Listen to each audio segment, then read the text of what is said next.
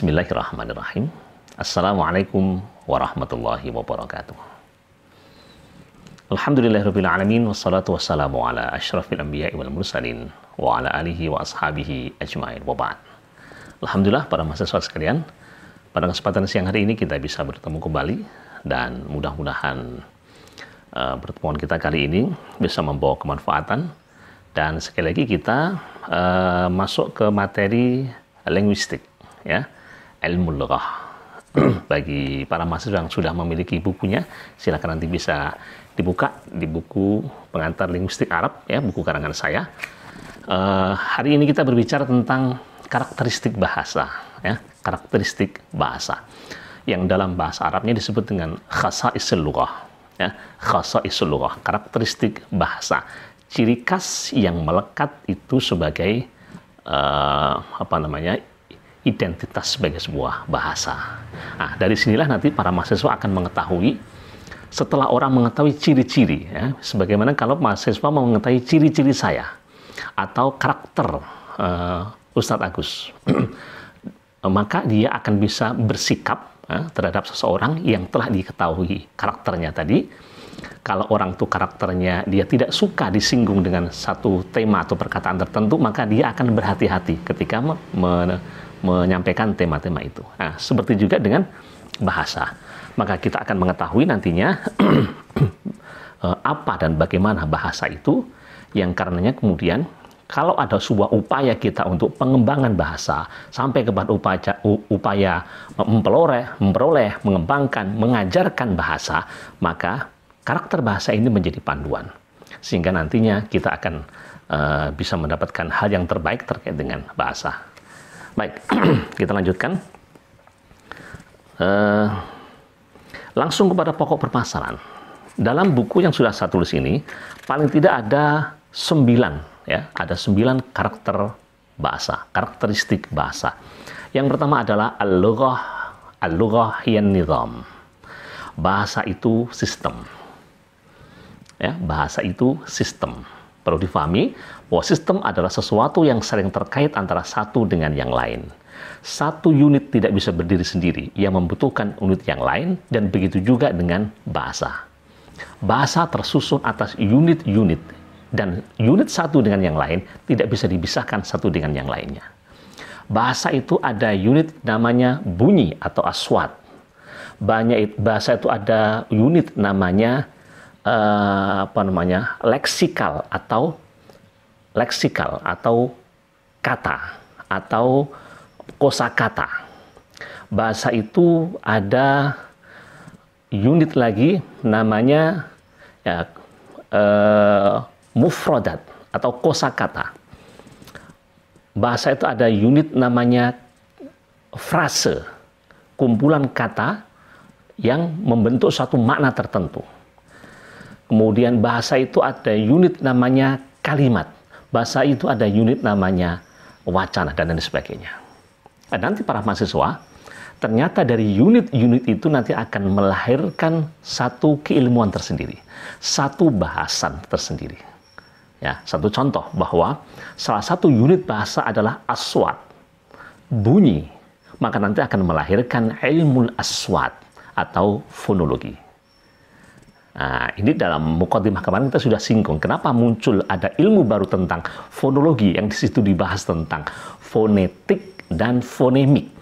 Ya, bagaimana belajar huruf kha, bagaimana belajar huruf dot kalau dalam bahasa Arab. Ini namanya fonetik. Tetapi bagaimana kemudian beda antara wa'dun dengan wa'idun. Ya, ada perbedaan sedikit sehingga berdampak terhadap perbedaan makna, dan berbagai macam kalimat yang ketika berbeda huruf berbeda makna. Alam dengan alam. Alam itu sakit, tapi alam itu tata kosmos. Seperti itu. Ini ilmu aswat. Ada ilmu fonetik dan fonemik. Nanti kalau masuk lagi kepada kosakata, ada leksikologi.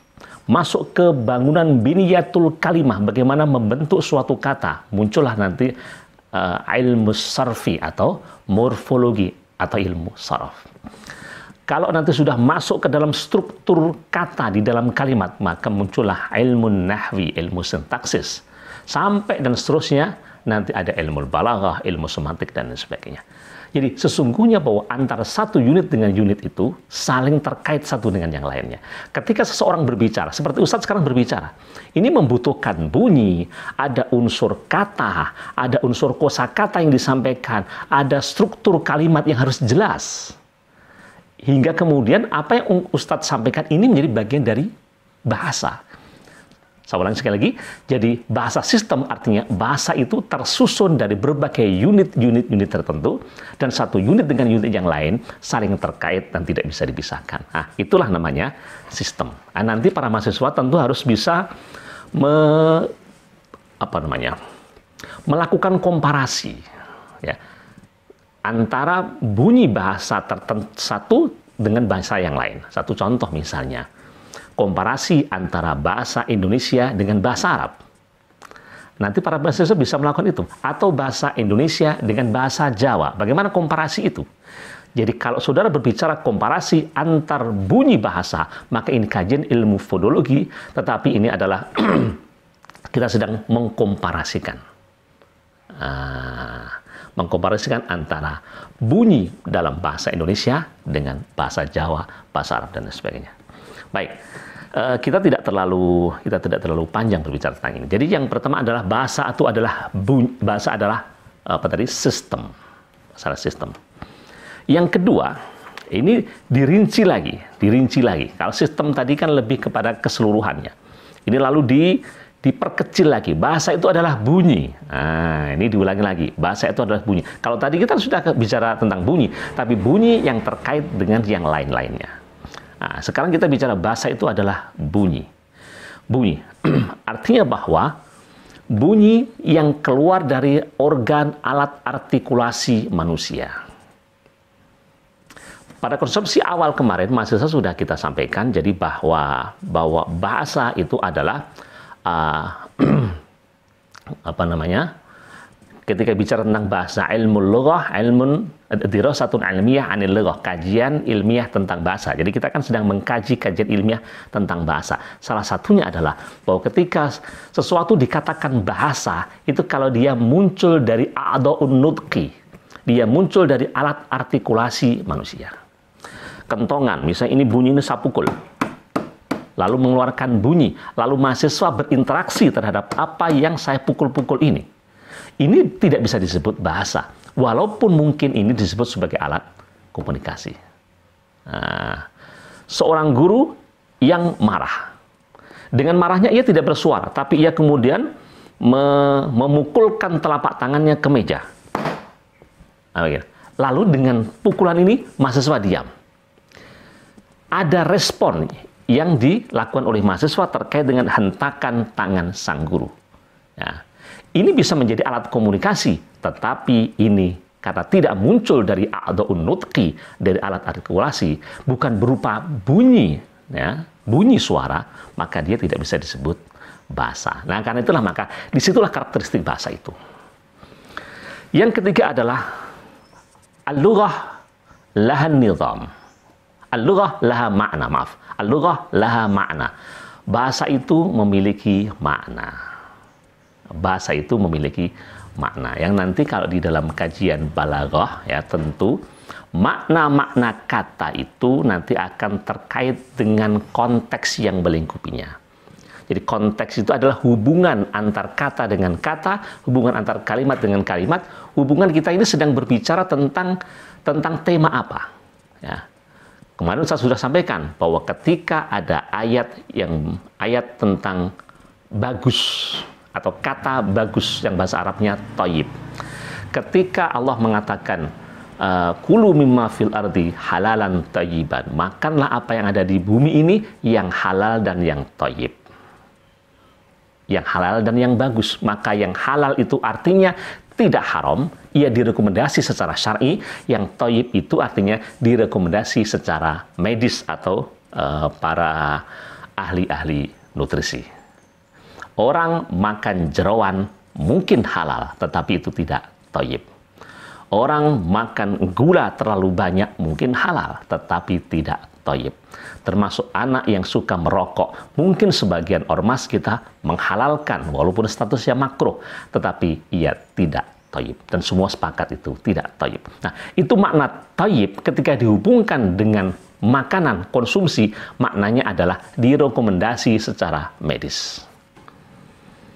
Tetapi kalau ketika Allah menggelari negeri Sabak dengan baldatun thayyibatun wa rabbun ghafur, negeri yang thayyib dan Tuhan yang memberikan ampunan. Maka kalau thayyib disematkan kepada baldah, negeri, maka artinya sebuah negeri yang makmur, subur, sejahtera, aman, sentosa. Orang Jawa mengatakan gemah ripah loh jinawi, toto tentrem kerto raharjo, murah kang sarwo tinuku, lemu kang sarwo tinandur. Itulah sematan makna kata thayyib kalau konteksnya adalah konteks negeri. Suatu saat ketika Allah berbicara, mathalu kalimatin thayyibatin kasyajaratin thayyibah athluha tsabitun wa faruha fis sama. Perumpamaan kalimah thayyibah, kata yang baik. Apa kata yang baik itu? La ilaha illallah. Itu seperti syajarah thayyibah, pohon yang baik. Kalau kata thayyib disematkan kepada pohon, pohon itu baik, pohon itu bagus. Bagaimana itu? Athluha tsabitun, akarnya menghunjam ke dasar bumi, wa far'uha fis sama, kemudian dahannya menjulang ke langit. Pohon yang kokoh. Maka sifat kokoh itulah yang menjadikan sematan makna kata thayyib ketika konteksnya bicara tentang konteks pohon. Dan begitu seterusnya. Bahkan, mohon maaf ini kalau kita agak nakal ya, bagi laki-laki kalau kemudian mengatakan wanita itu memiliki tubuh yang bagus sekali. Tentu bagusnya tubuh wanita artinya dia langsing, seksi, mungkin dengan kata-kata yang lain. Nah, seperti itulah bahwa kata memiliki konotasi makna yang berbeda sesuai dengan yang melatarinya. Kalau di dalam buku, misalnya sudah bisa katakan, misalnya ini kita bicara tentang kata sa'ah. Ya, iqtarabatis sa'ah wa syaqqal qamar. Telah dekatlah as-sa'ah. Apa sa'ah itu? Yaumul qiyamah. Tapi kalau dalam konteks kita bicara, kita bekerja, kemudian kita mengatakan istarih sa'atan. Ana astarihu sa'atan. Saya akan istirahat sejenak. Maka kata sah artinya sebentar. Kalau datang, misalnya saya mengatakan hanat sa'atun dirasah, sekarang sudah datang saatnya atau waktu untuk belajar. Kalau saya bertanya, kami sa'ah, jam berapa? Menunjukkan bilangan dari 1 sampai 24. Al-hayatu sa'atun. Al-hayatu sa'ah. Hidup itu adalah kesempatan.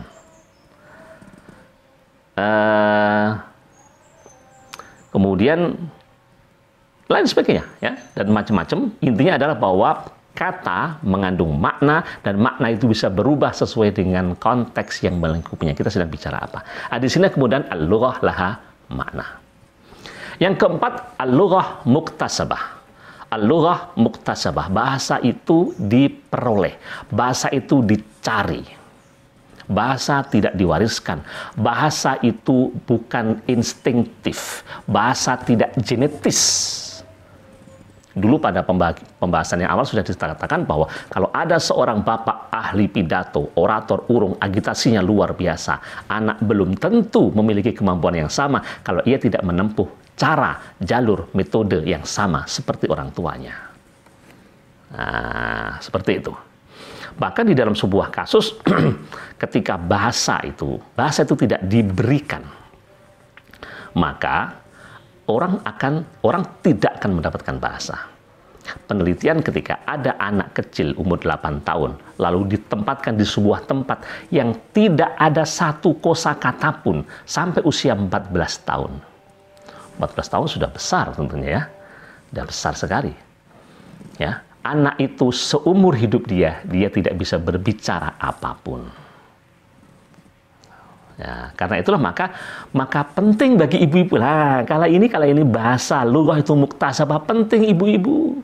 Ya, bagi ibu-ibu para mahasiswi yang menjadi calon ibu-ibu tentu penting bagi saudara untuk memajankan kosakata itu kepada anak-anaknya. Kalau ada anak pun, anak itu ditimang-timang.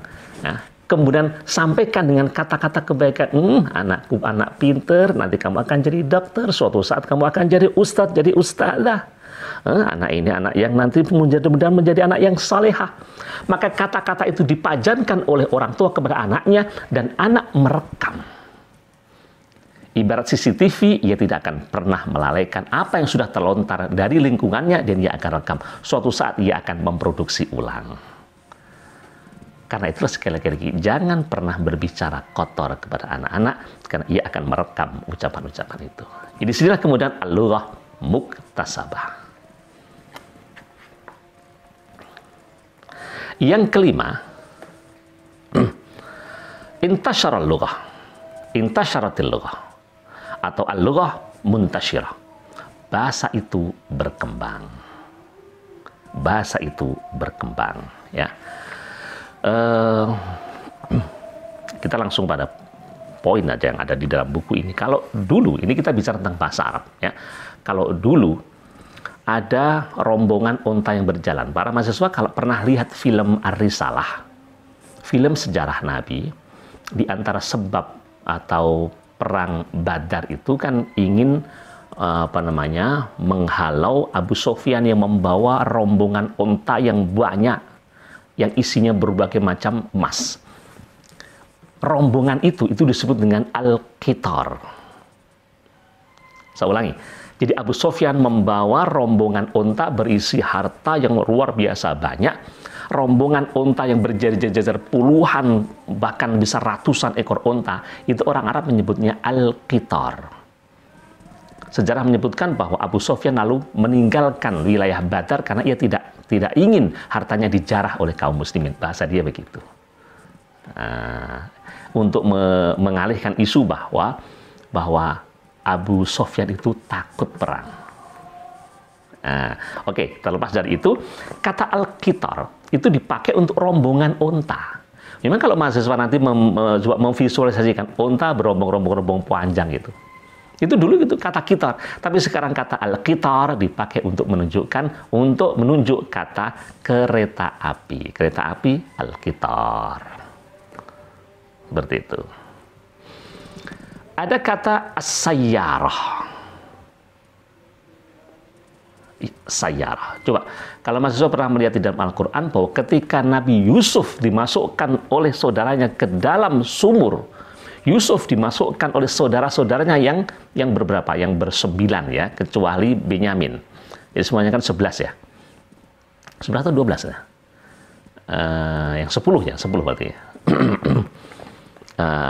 Kemudian dalam Al-Quran dikatakan yaltaqidhu ba'dus sayyarah. Lalu Yusuf yang dimasukkan ke dalam sumur itu diangkat oleh ba'dus sayyarah. Sayyarah itu artinya apa? Sayyarah itu para pembawa gerobak. Jadi sayyarah itu untuk sumatan kata gerobak.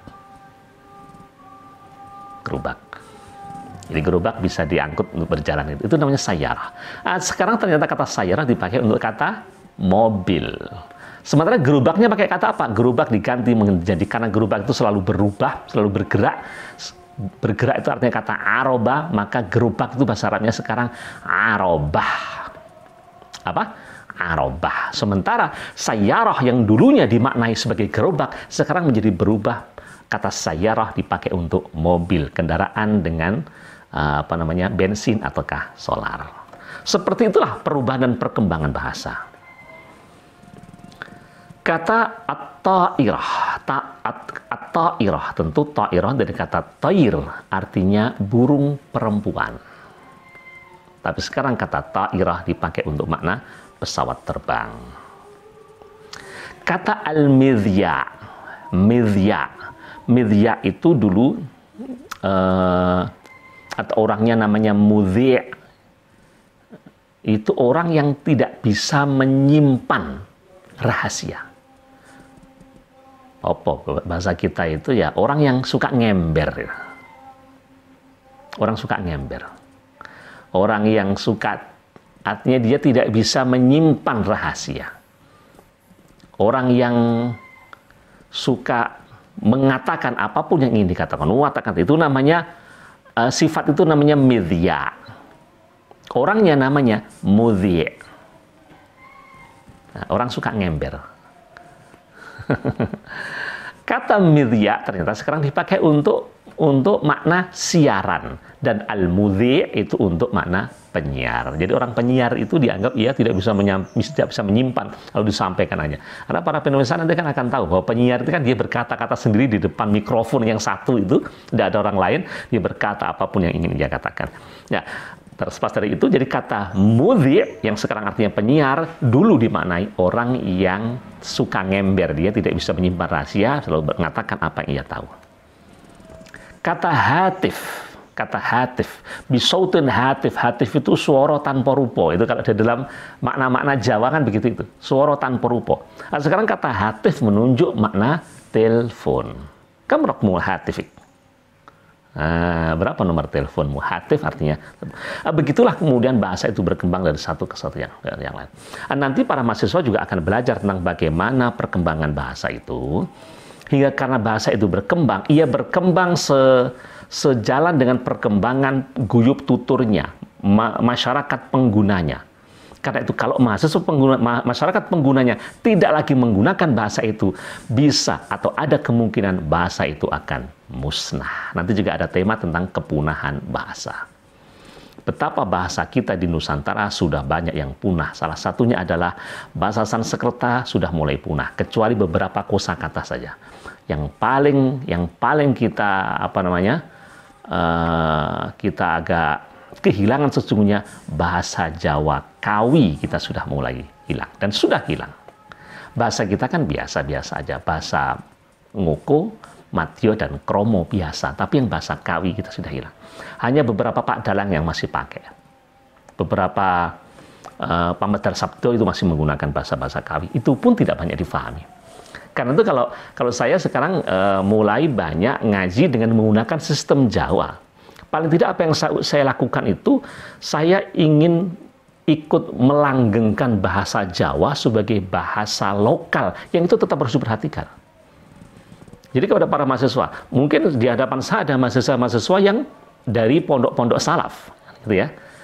Pertahankan kemampuan saudara untuk bisa baca kitab dengan terjemah versus Jawa. Alhamdulillah utawi sekabiani puji iku lillahi kagungane Allah Rabbil alamina rupane kang mengerani ngalam kabeh. Karena itu penting. Karena kalau bahasa tidak digunakan, maka bahasa ada kemungkinan akan punah. Wallahu a'lam bishawab. Nah, kemudian bahasa itu adalah yang keenam. Bahasa adalah fenomena sosial. Jadi bahasa adalah fenomena sosial. Bahasa akan bisa menjadi berkembang tidak dalam ruang tertutup di dalam kamar. Ia membutuhkan pertemuan antara satu dengan yang lain. Disitulah kemudian nilai sosial itu. Karena itu termasuk tadi sudah disampaikan bahwa kalau ada orang tidak pernah mendapatkan bahasa, tidak pernah ngomong dengan orang lain, seumur-umur dia tidak akan pernah bisa berbicara. Wallahu a'lam. Yang ketujuh, bahwa bahasa itu arbiter. Bahasa itu i'tibatiyah, bahasa itu manasuka. Tidak ada kaitan antara bunyi dengan bahasa. Tidak ada kaitan antara motivasi filosofis dengan munculnya bahasa itu. Kenapa ini disebut dengan meja? Bukan berarti kalau saya ketok berbunyi meja. Atau bukan berarti ini terbuat dari bahan yang namanya meja. Atau mungkin ia berfungsi sebagai sesuatu yang namanya meja. Tidak ada kaitan. Kenapa ini disebut meja? Memang inilah orang menyebutnya sebagai meja. Tidak ada kaitan antara lambang bunyi meja dengan benda yang terbuat dari kayu yang kemudian ditata sedemikian rupa menjadi tempat semacam ini. Bahwa kemudian para mahasiswa di awal-awal kita setelah berbicara tentang asal-usul bahasa, itu kan teori saja. Salah satunya adalah kenapa ini disebut meja? Karena ada teori namanya teori istilah misalnya. Teori istilah mengatakan bahwa bahasa itu berdasarkan kesepakatan. Dulu orang mensepakati ini disebut dengan meja. Seperti beberapa tayangan di ketoprak atau di ludruk atau di wayang orang itu. Yen ngono dina iki panggonan iki tak jenengake Banyuwangi. Tek. Itu namanya kan teori istilah. Jadi seorang tokoh tertentu menamai benda-benda tertentu. Asal mula asal mula tangkuban perahu, asal mula ini dan lain sebagainya. Itu yang ketujuh. Yang kedelapan, bahasa itu simbol dan lambang. Jadi bahasa itu simbol dan lambang. Jadi sesungguhnya sekali lagi bahwa kalau ada orang yang sakit lalu dengan sakit ia berteriak, sesungguhnya teriakan kata itu tidak ada kaitan dengan rasa sakit. Teriakan itu adalah respon dari rasa sakit. Tapi kalau dia berteriak dengan kata, misalnya ia tersengat lebah, lalu dia mengatakan kata aduh, maka sesungguhnya tidak ada kaitan antara kata aduh itu, A-D-U-H kalau di ijrah, kalau di kalau dibuat satu-satu, tidak ada kaitan antara kata itu dengan simbol itu dengan lebah dengan rasa sakitnya tadi. Sakitnya bukan berarti aduh. Ia adalah merupakan respons saja. Jadi hubungan lambang itu sesungguhnya adalah hubungan kelaziman saja. Hubungan benda dengan simbolnya hubungan kelaziman. Kalau saudara melihat satu hewan berkaki 4 lalu bisa berlari kencang, saudara sebut dengan kuda, maka memang itu kelaziman saja ia disebut sebagai kuda. Maka disinilah kemudian sesungguhnya teori istilah itu banyak dipakai oleh orang, sadar atau tidak. Tapi kalau saya lebih pakai, ya semua teori itu kita pakai. Salah satunya kita pakai teori tauqifi. Teori tauqifi yang mengatakan bahwa Tuhanlah yang ketika dimaksudkan dikatakan wa'allama Adam al-asma'a kullaha tsumma 'aradahum 'alal malaikah dan seterusnya. Allah yang mengajarkan nama-nama kepada Adam. Artinya Allah memajankan bahasa kepada Adam. Nah, kemudian ya disitulah kemudian saya lebih meyakini bahwa Tuhan memberikan bahasa kepada manusia, lalu manusia mengembangkan bahasa itu. Yang terakhir, bahasa adalah bersifat universal. Sifat bahasa adalah universal. Berbicara tentang bahasa Indonesia, sesungguhnya kita juga bisa kita terapkan ilmu bahasa Indonesia itu terhadap bahasa Arab. Begitu juga bahasa Jawa, begitu juga bahasa Inggris, Jerman, Prancis, dan seterusnya. Kalau saya mengatakan ra'aitu kitabain, maka dalam bahasa Inggrisnya sama dengan I saw 2 books. Itu sama dengan bahasa Jawa, aku ndeleng buku cacahe loro. Aku melihat 2 buah buku, sama saja. Ini 4 bahasa yang sesungguhnya kalau ada orang mendapatkan pajanan kalimat seperti itu, maka respon dia akan sama. Nah, ini yang kita sebut bahasa itu universal. Bahasa itu universal. Nah, dari sinilah nanti kemudian melahirkan ilmu terjemah. Jadi, karena makna itu bisa ditangkap semuanya. Jadi, kalau misalnya bahasa Jawa orang Inggris mengatakan I love you. Lalu sang wanita menjadi tersipu-sipu, itu kalau orang barat. Tapi kalau orang Jawa, aku tresno seliramu. Juga sama responnya akan tersipu-sipu. Orang Indonesia, aku cinta padamu. Dan seterusnya, dan seterusnya. Ana uhibbik.